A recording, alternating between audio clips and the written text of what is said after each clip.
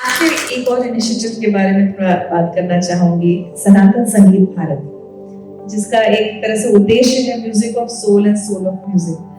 तो कहाँ से बिजनेस भी चल रहा है, आध्यात्म है, किताबें भी लिख रहे हैं, अब संगीत की भूमिका कहाँ से आपके जीवन में आई? देखिए, मैं संगीत मेरे जीवन में एक उपहार के रूप में आया है। मेरा सबसे बड़ा मित्र है और संगीत से मैं अपने आप को बहुत ही सहज तरह से छू। मेरा भारत रत्न लता जी से संबंध हुआ, जिनको कि मां सरस्वती के रूप में मानता हूँ।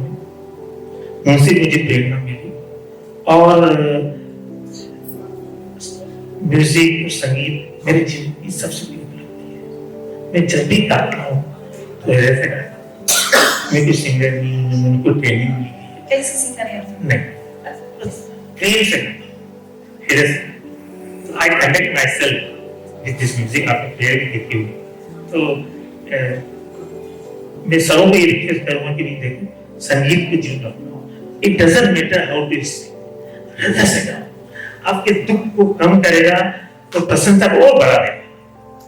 आप जब भी दुखी हो तो गाना गाइए, ताजस सुन लीजिए, गुनगुनाइए। संगीत से अच्छी कोई गिफ्ट ऑफ द गॉड नहीं है। डॉक्टर शाहरा, जो बात मैं शुरू में आपके बारे में कह रही थी, मैं एक ओशो फॉलोअर हूँ, ओशो को बहुत सुनती पढ़ती हूँ, और जब आपके बारे में जान रही थी तो मुझे ओशो की एक बात याद आई। वो हमेशा कहते थे कि जिसने भोग लिया है वही त्याग सकता है, जिसके पास है ही नहीं, जिसने भोगा ही नहीं, जिसने एंजॉय नहीं की किसी चीज को, वो त्यागेगा क्या? तो आपके थॉट्स इस पर जानना चाहूंगी। जब सब कुछ हो, धन दौलत सक्सेस सब कुछ है, तब उससे एक चीज और ओशो हमेशा कहते थे, be attached in a very detached manner. ये दोनों चीजें मैंने आपको अपने जीवन में उतारते हुए देखा। थोड़ा योर थॉट्स। देखिए, ओशो का मैं भी ओशो को सुनता हूँ। ओशो एक अद्भुत संत थे जिन्होंने हर चीजों को अपने हिसाब से विश्लेषण किया, ओरिजिनल। और मैंने भी उनको अपने यंगर एज में उनको सुना था, इंदौर में आया था। जब वो बोलते थे तो पिन ड्रॉप साइलेंस। एक बार मैं पूना गया था तो वहाँ एक ब्लू डायमंड होटल है, उसके पास में ओशो का आश्रम। मेरी सुनने को रिलैक्स हो गए। तो ये एन एक्स्ट्राऑर्डिनरी संत। मुझे पहली बार मालूम पड़ा कि आप ओशो के फॉलोअर हैं। तो ये जो ओशो की आपने कहा, ओशो ने जो भोग को, जिसको कि हम डिजायर का फुलफिलमेंट बोलते हैं, उसको उसने जीने के लिए कहा है, पर उसका मकसद है कि धीरे धीरे और योग करना है। नहीं तो आपकी जो इच्छाओं की पूर्ति नहीं होती तो फिर आप उसके पीछे भागते रहते हैं। तो ओशो ने उस पर्पस को बताया कि योग में आप अपना जी लीजिए।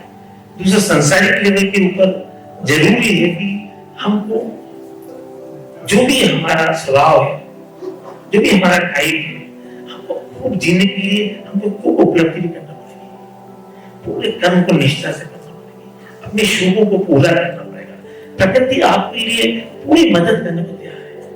आप में संकल्प हो, आप में निष्ठा हो, आप कर्म करें तो रिजल्ट आपको मिलेगा। क्योंकि जिसने आपको बना के भेजा है वो तो आपका हित ही चाहता है। सब आप बोल कर सकते हैं, खाली एक बार ध्यान रखें, नो गिव अप एटीट्यूड। यात्रा में निष्ठा से करें, पर करते करते नहीं बोले कि नहीं हो सकता, नहीं कर पाओगे। ध्यान रखें, सफलता आपकी सुनिश्चित है। आपने जिस तरह से अपना जीवन जिया, आप पूरी तरह से सुखी और संतुष्ट हैं अपने जीवन से? मुझे लेकिन मैं कभी मूल्यांकन नहीं करता, परंतु मुझे ऐसा लगता है कि पूर्णता तो उस मार्ग में जा रहा हूँ। पूर्णता मेरे अंदर होगी, जिसको आप बोलिए एनलाइटनमेंट बोल दीजिए, मोक्ष बोल दीजिए, पर उसका भी कोई मूल्यांकन नहीं है। जब होगा तो आप तो नहीं होगा, तो रोज होगा। Every moment I am in stage of celebration and 100% celebration is enlightenment. वाह, क्या बात है, बहुत खूबसूरत। चलिए जल्दी से रैपिड फायर चले, क्योंकि सवाल बातचीत होती रह जाएगी, तो इसको रैप अप करते हैं। मैं एक एक वर्ड आपको दूंगी, उस पर आपको सबसे पहले आपको क्या थॉट आता है, क्या विचार आपके मन में आता है? सक्सेस, अचीवमेंट, संसारिक, और दूसरे लेवल पर celebration, 100% celebration, happiness, live to give. Live to give, Yeah, I can say another thing, your own nature, God's gift, life, सनातन, eternal, love, being, being, heaven, happiness. I will say happiness. Happiness, Again, hell. anger. Oh, आपको गुस्सा नहीं आता? गुस्सा कभी कभी मैं उसको कोशिश करता हूँ कि अवेयरनेस से देखता हूँ तो गुस्सा भी मुझे आ गया. अच्छा, अरे वाह। कंट्री, देश, I love my country. Lord Ram, Bharat शब्द का मतलब ये कि जहाँ जीवन का प्रकाश, जहाँ तन तन भगवान राम बसे, वही हमारा भारत. अगला वही लॉर्ड राम,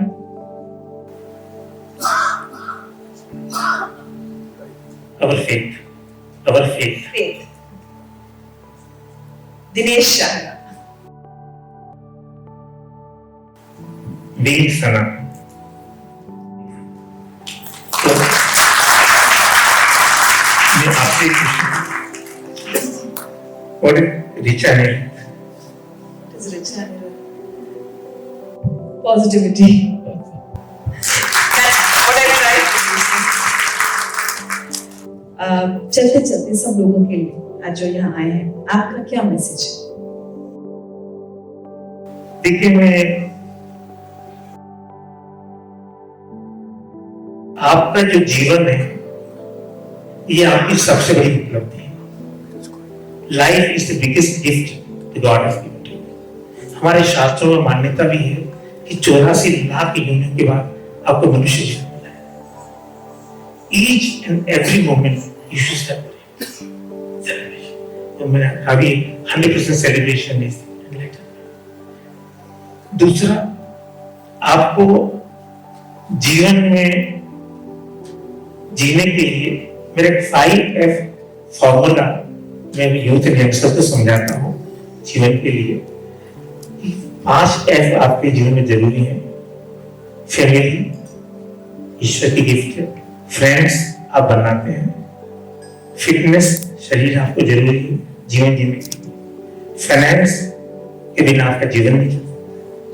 और इन चारों को जीवन संसार पे जिए और अपने लिए फेथ, भले राम हो, अपने माता पिता हो या आपके सनातन हो, वो पांचों का यदि मिश्रण आप करोगे तो शांत भी होगे, प्रेममय भी होगे और जीवन के अंदर खूब जीवन होगे.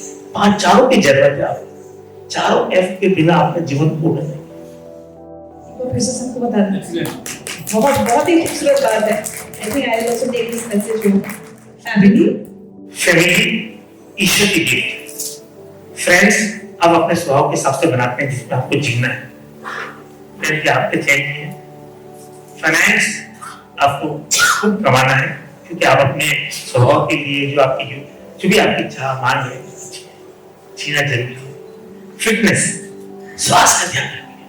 बिना हेल्थ के आप कुछ जी नहीं पाएंगे. और चारों चीजें संसार की जरूरी है.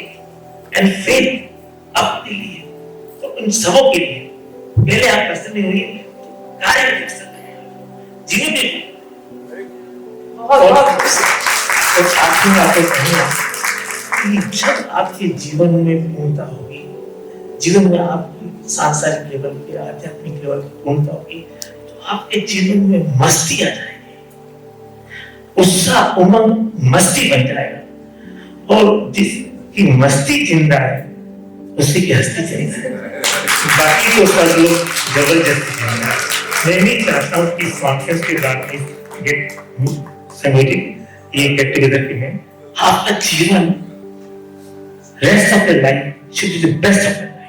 क्या बात. आई थिंक एक और फुलफिलमेंट मुझे लगता है कि as an interviewer I feel very fulfilled today. आपसे बातचीत करके बहुत अच्छा लगा। आप भी बताइए आपका कर्ता क्या लोग के लिए क्या है? मेरा तो हमेशा एक हैशटैग सोशल मीडिया में चलाती हूँ, स्माइल नो मैटर व्हाट, क्योंकि मुझे ऐसा लगता है कितनी परेशानियां हैं, मुस्कुराते रहो। जिससे भी मिलो उसकी तरफ भी मुस्कुराओ तो शायद उसकी परेशानियां भी कम होती और आप तो फिर मुस्कुराने के बाद ये अपना कहा तो मैं कहूँगा कि भाई यदि आप हार जाओ तो भी मुस्कुराना, क्योंकि ये सोच के कि दूसरों को जीत की ज्यादा बहुत बढ़िया। Thank you so much, Dr. Dinesh Shara, for this conversation.